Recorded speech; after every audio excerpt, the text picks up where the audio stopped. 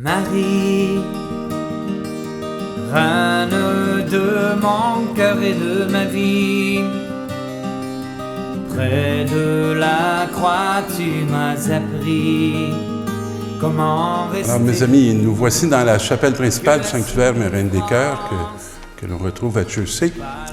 C'est un lieu qui pour moi est très significatif parce que je l'ai fréquenté et je le fréquente encore, et ça depuis très longtemps. C'est Mme Emma Currat qui avait reçu en héritage ce lieu de son père, et elle y a vécu plusieurs années. Elle a fait des expériences spirituelles et elle l'avait dédié à la Vierge Marie. C'est pourquoi il s'appelle le sanctuaire Marie-Reine des Cœurs, du même nom que la cathédrale, entre autres, proche du nom de la cathédrale de Montréal, hein, Marie-Reine du monde. Et elle l'a laissé en héritage à la communauté des pères des saints apôtres. On appelait la Société des saints apôtres, fondée par le père Eusèbe Ménard. Et ils sont devenus les missionnaires des saints apôtres lorsqu'ils se sont reliés à leurs frères qui avaient été aussi fondés par le père Ménard en Amérique latine. Ce sanctuaire a présidé à deux moments importants de ma vie. Le premier, c'est lorsque je suis entré au collège et que je suis devenu séminariste pour la première fois. Et le deuxième, c'est lorsque j'ai quitté le collège et que je me suis retrouvé ici, juste avant d'entrer au grand séminaire, avec une hésitation. Alors, le lieu où j'ai décidé d'entrer au grand séminaire, c'était ici. J'étais gardien des lieux pendant que le frère était parti avec le cardinal Léger en Afrique 3 semaines. J'avais passé tout le temps des fêtes seul dans ce lieu, avec quelques livres qui ont été pour moi très importants dans ma vie. Alors, je reviens évidemment très régulièrement parce qu'il fait partie de mon histoire, puis il fait partie de mon histoire sainte. Alors aujourd'hui, je suis heureux de vous y recevoir et de vous commenter des paroles qui, justement, vont être sur la prière. Et le premier texte qu'on voit, c'est pendant que le peuple est en train de traverser le désert, ils vont devoir faire face à une armée qui est plus forte qu'eux. Et Moïse va dire à Josué, toi, choisis quelques hommes pour aller combattre cette armée. C'est déjà étonnant qu'il lui demande de choisir quelques hommes. Il aurait dû lui dire de tous les choisir, mais ils n'étaient pas vraiment de taille.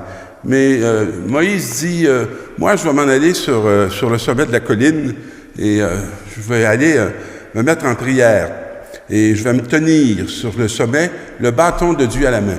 Alors, celui qui est à la tête de l'armée, c'est pas les armes. Finalement, c'est cette présence de Dieu, cette présence de Dieu à ce peuple. Et notre ami Josué va pas récriminer.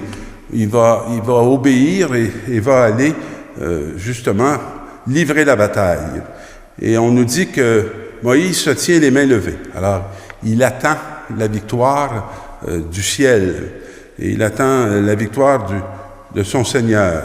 Et quand il laisse retomber les mains, le peuple se retrouve en fragilité, en faiblesse. Et les Amalecites prennent la tête dessus. Mais quand il relève les mains, le peuple retrouve sa force. Et on va trouver à côté de Moïse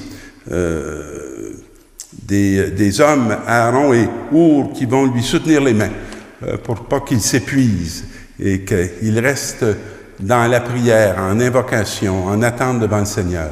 C'est une très belle image, entre autres, de la prière chrétienne qui demande qu'on soit soutenu, qui demande que ce soit un peuple qui soit en prière et qu'il y ait un chef à la tête de ce peuple-là qui n'est pas celui qui se prend pour, je dirais, le chef premier, mais qui est humblement celui qui indique qui est vraiment à la tête.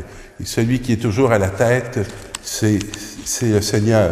Pour nous chrétiens, c'est Jésus-Christ qui est la tête du corps. C'est avec lui que nous devons mener nos combats. Dans la deuxième lecture, on doit en rester à ce que l'on a enseigné. Tu l'as reconnu comme vrai, sachant bien que ce sont les maîtres qui te l'ont enseigné. Et tu connais les textes sacrés, ils ont pouvoir de te communiquer la sagesse. celui qui conduit au salut par la foi que nous avons en Jésus-Christ. Alors, c'est un appel à la fidélité. C'est un appel à rester greffé sur ce qui nous a été transmis, ce qui nous a été communiqué, ce qui nous a été révélé.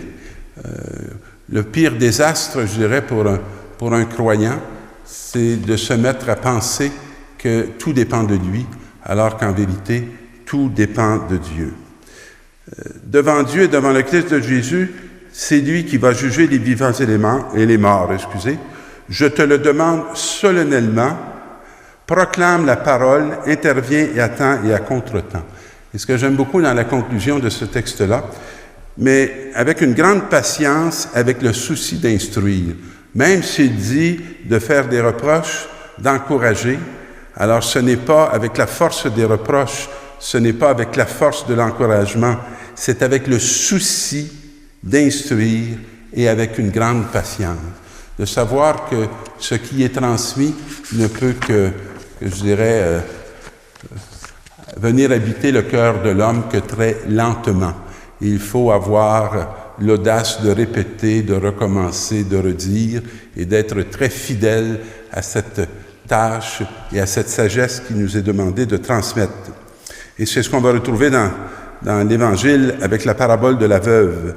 Elle demandait à un juge qui, sans cesse, de lui faire justice contre son adversaire. Puis, il refuse. Mais elle continue d'aller voir le juge pour demander de lui faire justice. Et ce juge se dit, je vais lui rendre justice parce qu'elle m'importune. Alors, ce n'est pas du tout par un souci de faire un bien, mais par souci d'avoir la tranquillité.